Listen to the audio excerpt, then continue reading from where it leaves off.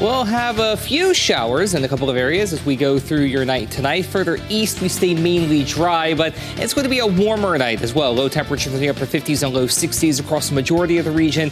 Low 50s, though, to the west, maybe even a rumble of thunder or two on occasion. Thursday, we start to ramp things up a little bit more. Northeastern, central, and western KELOLAND mainly dry to the southeast, but they also get their own opportunity for rain and some stronger thunderstorms as well. We'll go through the details of your extended forecast coming up, but until then, First and 4 starts right now.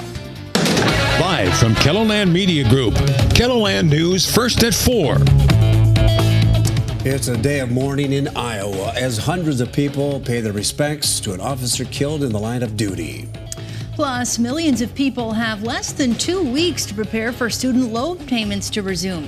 What you need to know before that happens. And later, how a new partnership between Mount Marty and Avera Health is helping more people with diabetes get medical help.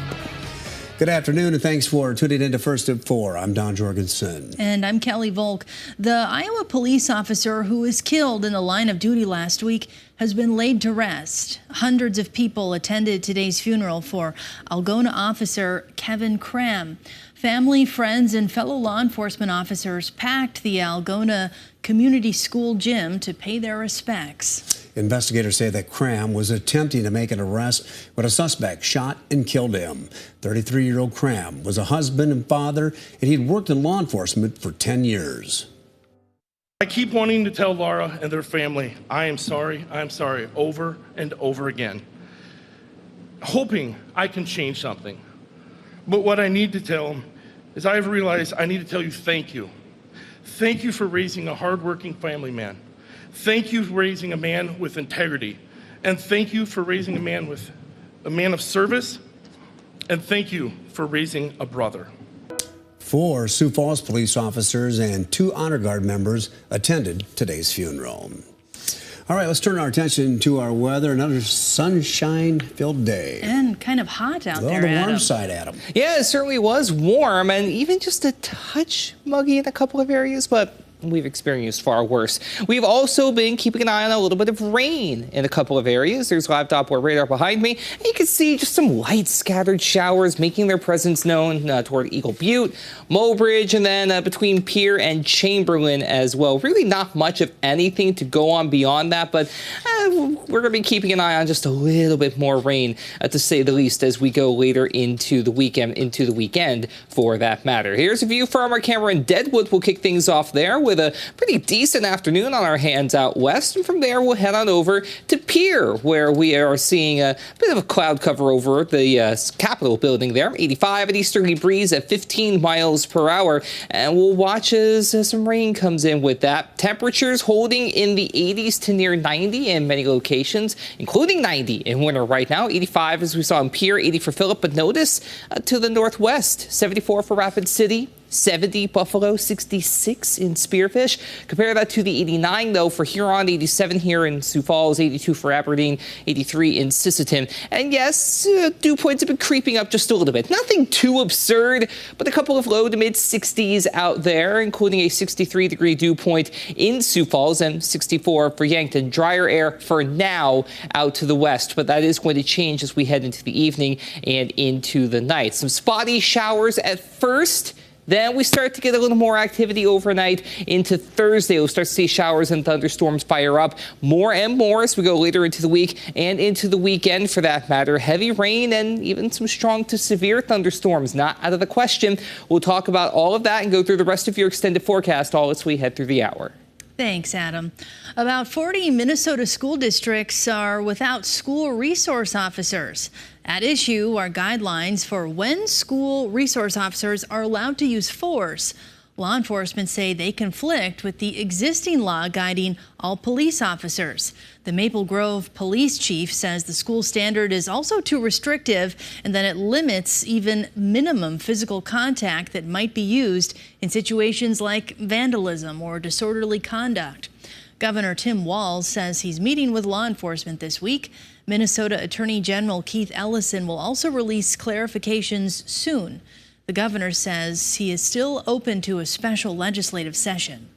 Congress is under pressure to regulate college athletes' ability to profit from their name, image, and likeness. Lawmakers say that protecting and supporting athletes is their top priority, but Congress hasn't been able to agree on a federal standard. KELOLAND News Washington, D.C. correspondent Anna Wernicke has the details.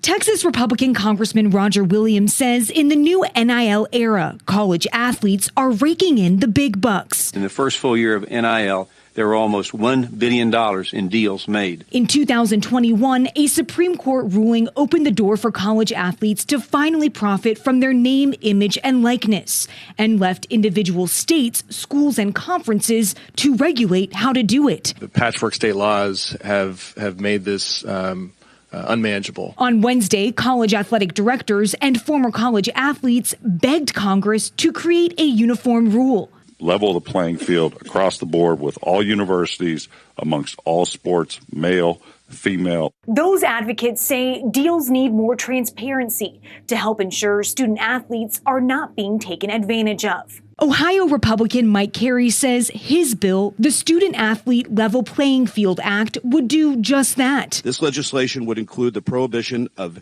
inducements, a registration requirement for agents, congressional oversight. I would rather have the NCAA and the institutions and the professionals at this table make those decisions. But not all lawmakers are convinced Congress should step in. Is the NCAA so inept right now that this is something Congress must legislate? Still, lawmakers agree the players need more structure and hope to team up on a bipartisan bill later this year.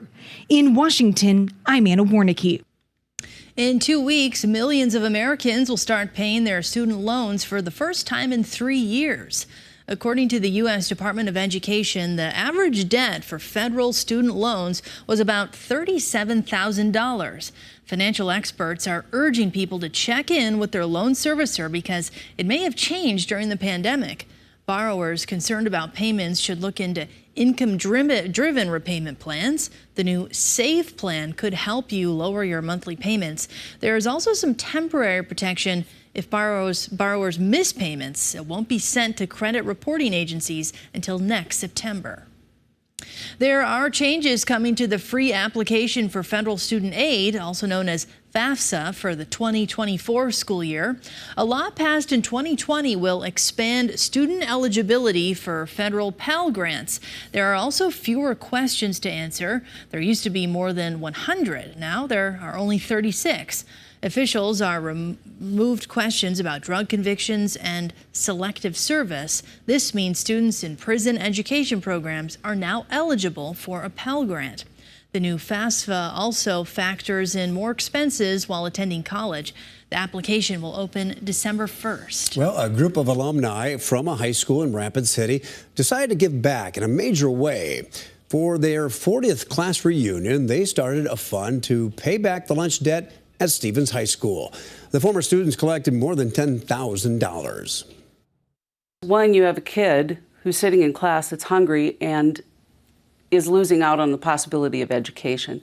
On the flip side of that, you have somebody sitting at home that faces an unconscionable decision between, do we pay the lights and keep access to computer, or do I make sure this kid gets fed? And that's a choice parents shouldn't have to make, and right now sometimes they do. Bormas says paying off the lunch debt is just a small contribution to thank the school for the memories that they made there. You're going to hear how this group inspired others tonight at 6.